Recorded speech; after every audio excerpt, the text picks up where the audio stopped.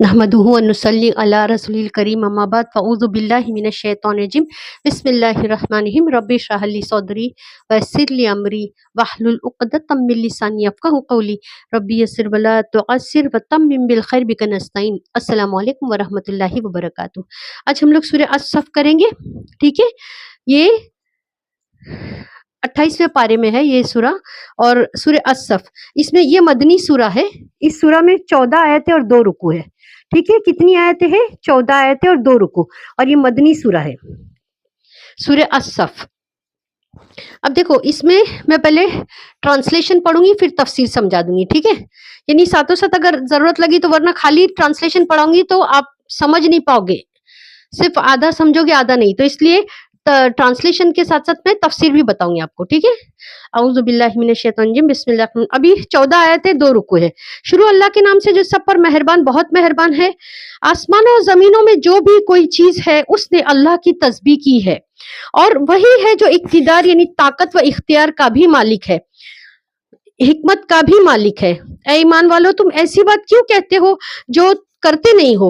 अल्लाह के नजदीक ये बात बड़ी काबिले नफरत है, तुम ऐसी बात कहो जो करो नहीं। अब देखो, ये 3 आयतों का मैंने ये पढ़ी हूँ ट्रांसलेशन। अब इसका ये मतलब है कि कहीं सूरह में अल्लाह ताला ने ये चीज रिपीट एंड रिपीट करे कि सारी चीजें जो है ना जमीन की, वो अल्लाह की तस्बीह करती है ना। लेकिन हम नहीं जानते, हम नहीं समझते कि अल्लाह की तस्बीह कर रहे हैं। जैसे सुबह देखो ची ची ची ची ची ची चिड़िया कबूतर, लेकिन हम नहीं समझते कि ये लोग क्या बोल रहे हैं, तस्बीह कर रहे हैं अल्लाह की, है ना।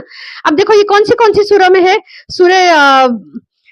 सूरह नूर आयत नंबर 36 और 41, सूरह हश्र आयत नंबर 24, सूरह बनी इसराइल आयत नंबर 44, सूरह हदीद, सूरह हश्र, सूरह जुमा, सूरह तगाबुन को अल्लाह ताला ने इसी हकीकत के बयान से शुरू फरमाया है कि बज़ाहिर इस बात पर तस्बीह मकसूद है कि अल्लाह ताला अगर तुम्हें यानी हिदायत देता है जैसे, तो वो ये इसमें अल्लाह बेनियाज है, इसमें तुम्हारी भलाई है कि अगर अल्लाह हिदायत दिया तो इसमें तुम्हारी भलाई है, कि अल्लाह तो बेनियाज है, अल्लाह को कोई फर्क नहीं पड़ता। लेकिन दर हकीकत दुनिया की हर चीज जो अल्लाह की तस्बीह करती है ना।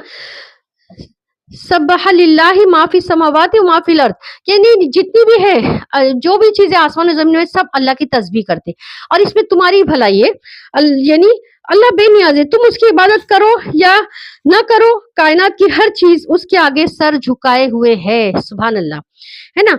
अब ये ए ईमान वाले, तुम ऐसी बात क्यों कहते हो जो तुम करते नहीं हो, है ना। तो अल्लाह के नजदीक ये बड़ी नफरत से की बात है कि तुम ऐसी बात कहो जो ना करो।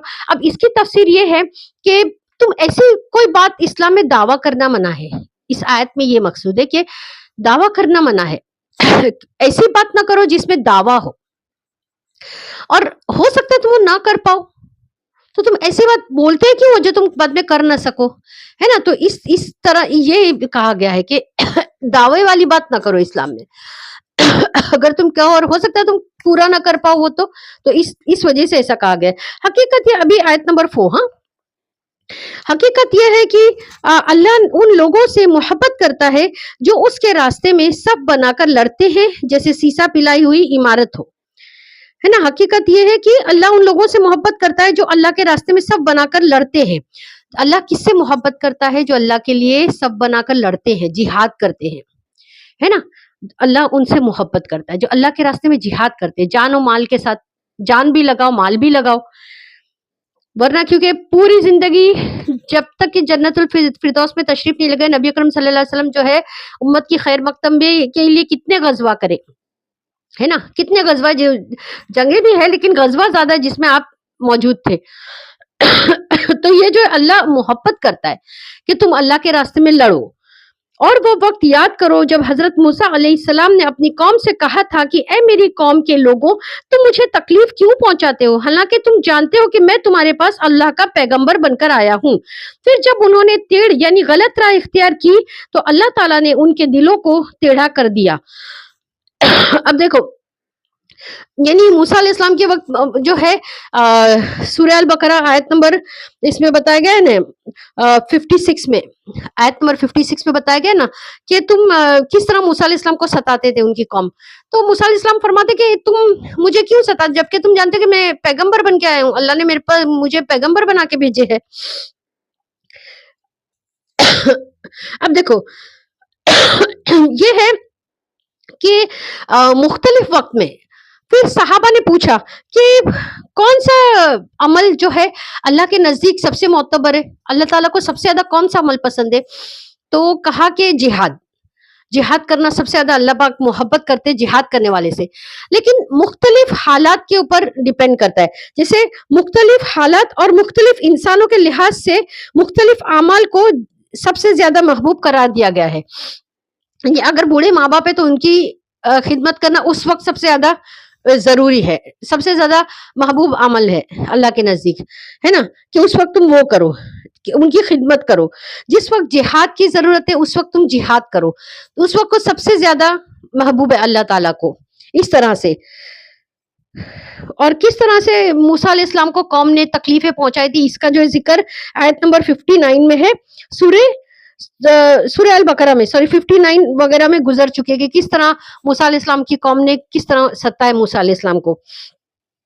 اور جو کون سا عمل محبوب ہے جہاد کے وقت جہاد کا، جب بوڑھے ماں باپ ان کی خدمت ضروری تو اس وقت اللہ تعالیٰ کے نزدیک سب سے اچھا عمل یہ ہے کہ تم خدمت کرو ماں باپ کی جیسا ضرورت ہے اس حساب سے، ہے نا.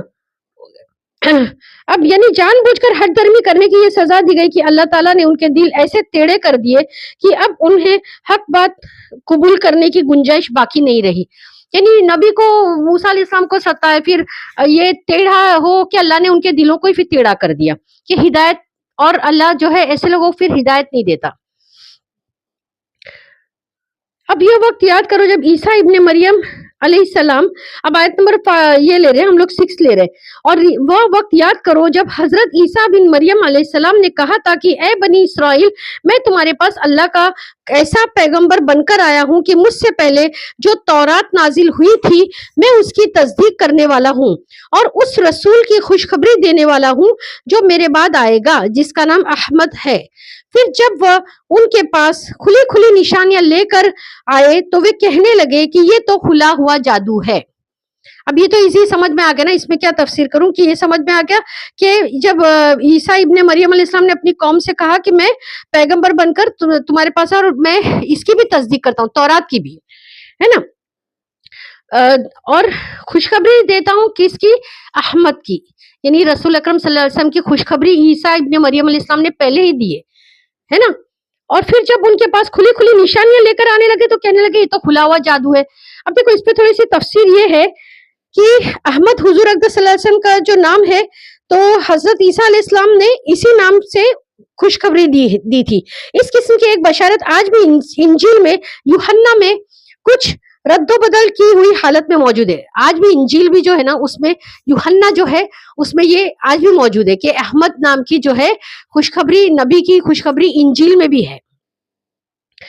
انجیل یوحنا کی عبارت یہ ہے کہ حضرت عیسیٰ علیہ السلام نے اپنے حواریوں سے فرمایا، اور میں باپ سے درخواست کروں گا تو تمہیں دوسرا مددگار بخشے گا جو کہ تمہارے ساتھ ہمیشہ رہے، ہے نا. یعنی تھوڑا سا رد و بدل کر دیے کہ اس میں ایسا بتائے یوحنا میں کہ عیسیٰ ابن مریم علیہ السلام کہتے ہیں کہ اور میں اپنے باپ سے کہوں گا کہ تم کو دوسرا کوئی مددگار دے.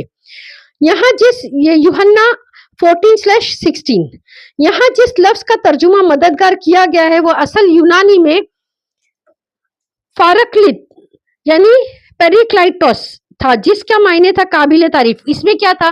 پیریکلائٹوس تھا، اس کو بدل کے کیا کرے؟ پیراکلیٹس کر دیے. یہ کیا تھا؟ پیریکلائٹوس، تو اس کو کیا کر دیے؟ بدل کے پیراکلیٹس کر دیے، یعنی میننگ چینج ہو گیا. پھر کیسا کہ فارکلیت یعنی پیریکلائٹوس کا مطلب تھا قابل تعریف شخص، احمد قابل تعریف شخص. اب اس کو چینج کر کے کیا کر دیے؟ پیراکلیٹس. اس کا کیا مطلب ہوا؟ ترجمہ مددگار، اور کچھ ترجمے میں وکیل یا شفاعت کرنے والا، ایسا کر کے ان لوگوں نے چینج کر دیے.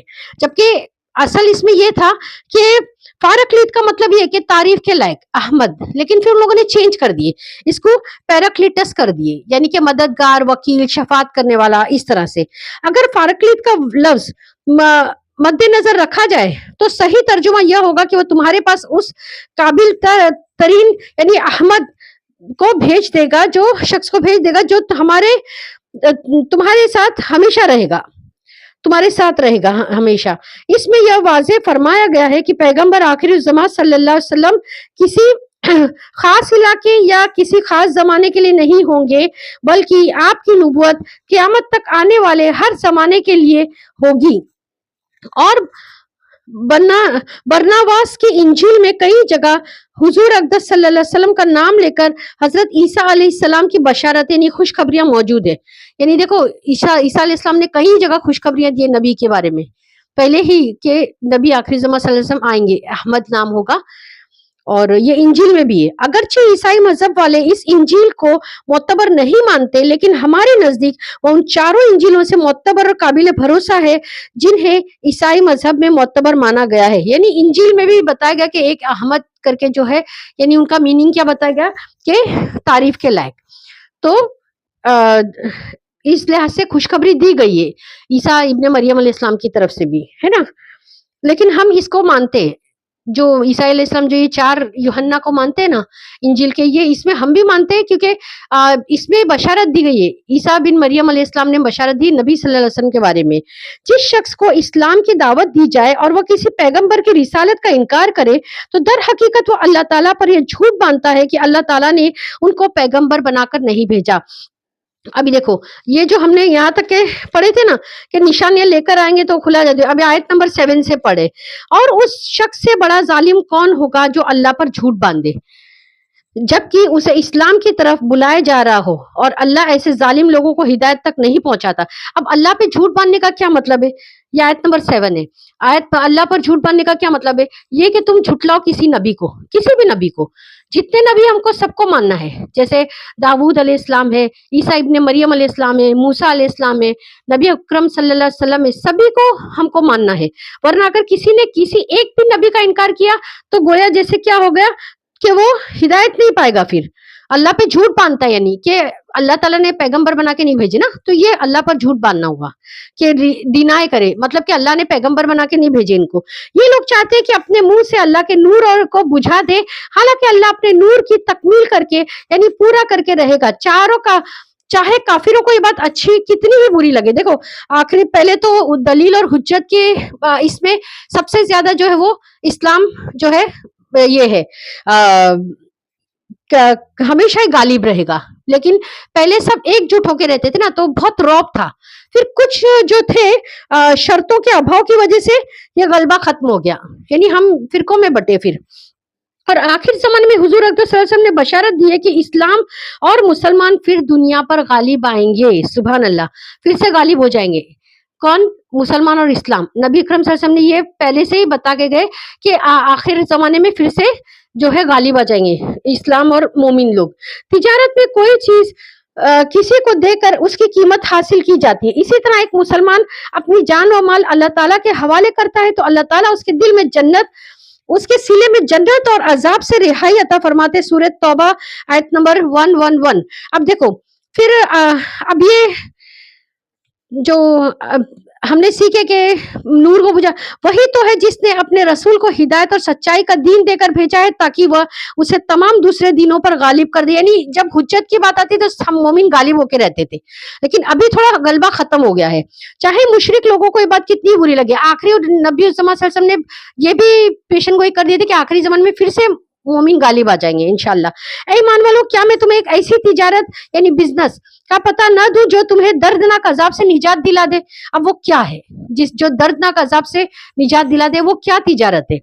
یہ ہے کہ تم اللہ اور اس کے رسول پر ایمان لاؤ. اللہ پر ایمان لاؤ. دیکھو 5 وقت نماز پڑھو، ہے نا، اور قرآن کو مضبوطی سے پکڑو، یعنی عمل کرو اس پہ، اور اس کے رسول پر ایمان لاؤ. سنتوں پر پابندی سے عمل کرو، اور اپنے مال و جان اور مال اور دولت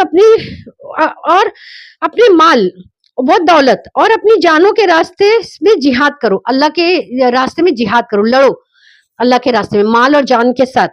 اگر جان نہیں بھی لگاتے تو کم سے کم مال لگا دو. یہ تمہارے لیے بہترین بات ہے کہ اگر تم سمجھو. اس کے نتیجے میں اللہ تعالیٰ کیا کریں گے؟ تمہارے گناہوں کو بخش دے گا. है ना, और तुम्हें उन बागों में दाखिल करेगा जिसके नीचे नहरें बहती होंगी, और ऐसे उम्दा घरों में बसाएगा जो हमेशा हमेशा रहने वाली जन्नतों में स्थित होंगे। यही जबरदस्त कामयाबी है। और एक और चीज तुम्हें देगा जो तुम्हें पसंद है, अल्लाह की तरफ से मदद। अगर तुम अल्लाह के रास्ते में जान और माल से जिहाद करोगे तो अल्लाह तुम्हारे गुनाहों को बख्श देगा, तुम्हें मदद करेगा, तुम्हें जन्नत में दाखिल करेगा जिसमें बागात, जिसमें नहरें बहती होगी, है ना, और ऐसी फतेह जो जल्दी हासिल होगी। तुम्हारे हर काम में मदद करेंगे अल्लाह, है ना। तो कम से कम जान नहीं तो मैं फिर बताती हूँ, माल लगा दिया करो, जानों से भी जिहाद करो, ये जान तो अल्लाह के लिए है। और ए पैगंबर, ईमान वालों को इस बात की खुशखबरी सुना दो, ये कि अगर तुम जान और माल से जिहाद करोगे अल्लाह के रास्ते में तो अल्लाह तुम्हें अजाब से बचा लेंगे, जन्नत में नहरें बहती होंगी उधर दाखिल करेंगे और तुम्हारी मदद करते रहेंगे। और क्या करेंगे कि तुम्हें हमेशा फतह मिलती रहेगी, जल्द हासिल होगी। और फिर ए ईमान वालों, तुम अल्लाह के दीन के मददगार बन जाओ, उसी तरह जैसे हजरत ईसा अलैहिस्सलाम ने हवारियों यानी अपने मानने वालों से कहा, तब कौन है जो अल्लाह के रास्ते में मेरे मददगार बने? हवारियों ने कहा, हम अल्लाह के दीन के मददगार हैं।